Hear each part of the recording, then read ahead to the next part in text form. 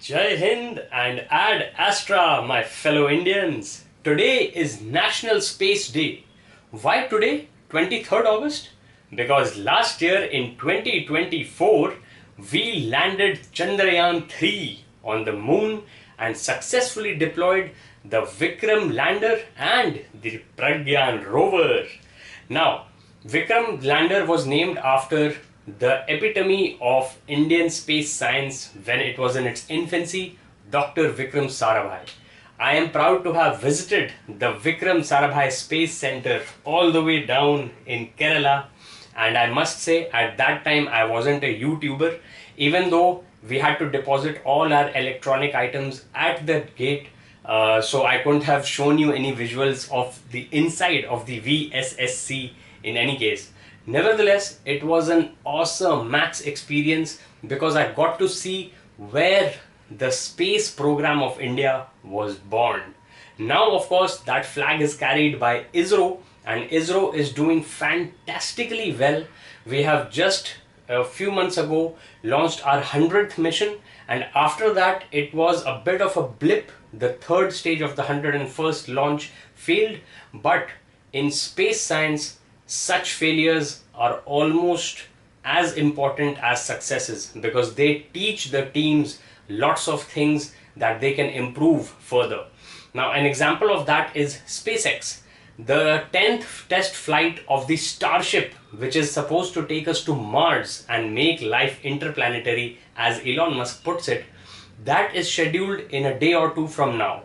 Now, Starship is one of the biggest, actually the biggest rocket ever built, and it's already going through so rapid testing that the development of in-orbit refueling and the transfer of heavy payloads to low Earth orbit, high Earth orbit, and lunar, trans-lunar orbit, all these things are very essential to get us back to the moon.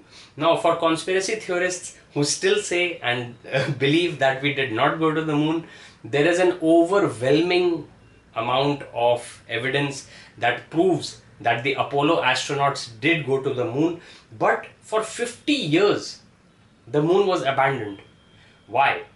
I think it was because the cold race, the Cold War, the space race during the Cold War was won by the US. The USSR disintegrated a few decades later, and that caused a sort of shift in geopolitics, and we started to focus more on Earth problems rather than look out towards space. And I think that has cost us half a century. But we have a we have a saying in Hindi, "Der aaye saver aaye," which means that even if you wake up late, you've at least woken up. So that means that ISRO, NASA, the Chinese Space Agency, which already has a space station of its own called Tiangong, these space organizations are going to collaborate further, are going to work together like we did on the recent NISAR satellite aperture satellite that was supposed to cover the Earth every few hours, and it's going to be a constellation of satellites that will enable us to track very minute details about how the Earth's surface is changing, especially in response to human habitation and human activity. These things are very important because our younger generation deserves to inherit a planet which is better than how it is right now. Now, every generation blames the older generation for the havoc it has caused on planet Earth, but it's time to look beyond that. It's time to stop playing blame games, stop fighting each other over trivial, illogical reasons, and kind of cooperate in a way that makes life on Earth more suitable for humans all over the planet and not just a few economies or countries. Now, that of course is a utopian concept, but it has not stopped me from exploring it 400 years in the future in my book, An Android Awoke. Now, that is exploring how the first android becomes truly sentient, not just artificially intelligent, but it actually gains consciousness, it gains an experience of existence. And I think If you read the book, you will get to know a lot about what I think about space. But coming back to National Space Day, the Bharatiya Antariksh Station BAS first module 1:1 scale mock-up has been displayed at the Bharat Mandapan on the occasion of National Space Day. I hope that it will remain as an exhibit there to inspire the younger generation. Shubhanshu Shukla and the other three Gagan Yatris, the Vyomnauts as we call them, as a conjecture, as a combination of Vyom, which means space, and Naut, which means explorer or traveler or sailor. So Vyomnauts are ready to capitalize on the information and the knowledge and the experience gained by Shubhanshu Shukla on the Axiom 4 project of the SpaceX, which went to the ISS. And we are going to see a lot more of space missions, not just by ISRO and NASA, but by ISRO collaborating with other space agencies as well. Recently, there was a failed, sadly, attempt to launch the first rocket from European soil. It did not crash back onto the launch pad, which is a good bonus, but it did explode just a few seconds after takeoff and crash down. Australia also launched a rocket. I don't know whether it was semi-orbital or just a test flight, but launches are happening all over the world.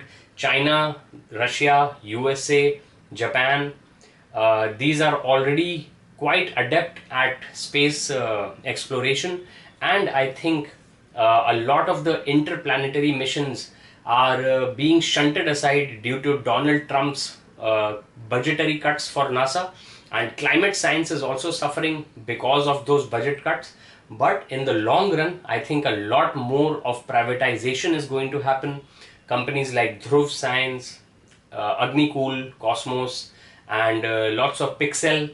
So these are just 3 examples of Indian companies that are into the space economy already. And combined with the technological advancements that we get from space exploration and the related scientific fields, we can make life better here on Earth. And that is what I talk about in most of my previous space exploration and human spaceflight videos. So check them out if you feel like, and if you're interested, do share your thoughts with me in the comments. Ask me anything, AMA as the Redditors say. And once again, on the occasion of National Space Day, I will say ad astra per aspera, to the stars through difficulties, because space exploration is very, very technologically complex, and it takes a lot of teams and a lot of things working together, functioning 100% accurately to get humans off Earth and beyond Earth orbit. Okay, so with that said, I will call this video to an end. Once again, I do encourage you to follow space science, to contribute to making space science better and advancing India's position in the space race that is global right now. It's going global at an absolutely crazy pace.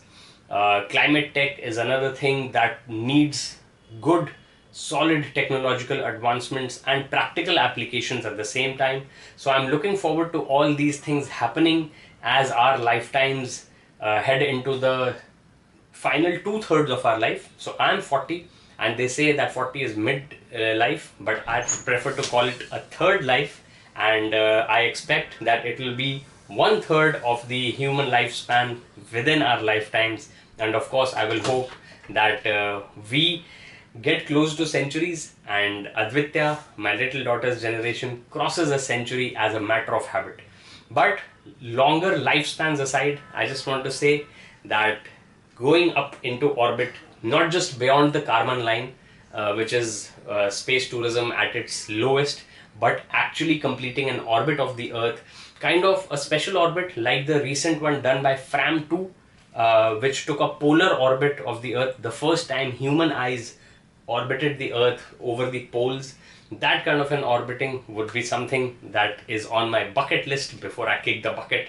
But who knows what's going to happen in the future, because the past is history, the future is a mystery, and that is why I live by 6Rsm.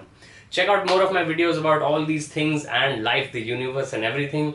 which is the name of an awesome axe book, the final book in the Hitchhiker's Guide to the Galaxy original, shall I say, version. And that's it, I guess. I'm Akshat. Thank you so much for watching whenever you are watching this in the future. And Jai Hind, Ad Astra.